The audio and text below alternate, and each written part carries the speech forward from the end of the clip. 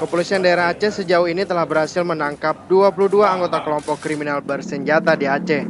6 orang diantaranya tewas tertembak dalam operasi pemburuan kelompok tersebut.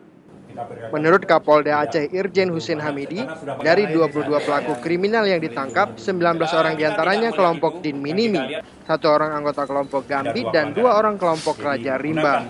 Sejauh ini polisi juga berhasil menyita 22 pucuk senjata api jenis campuran milik anggota kelompok Din Minimi dan 4.000 lebih amunisi. Minggu terakhir ini kita dapat melumpuhkan 2 tersangka DPO kita yang selama ini kita kejar-kejar, yaitu termasuk dalam kelompok kriminal bersenjata yang selama ini melakukan berbagai aksi kriminalitas baik di Aceh Timur maupun di Aceh Utara. Dalam 1 pekan terakhir, Polda Aceh berhasil menyita 2 pucuk senjata laras panjang jenis AK-47 dan AK-56 milik kelompok Din Minimi di 2 lokasi terpisah di Aceh Utara.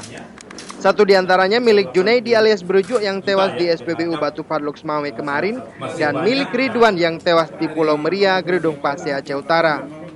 Dari Banda Aceh, Hendra Saputra melaporkan untuk Aceh Video.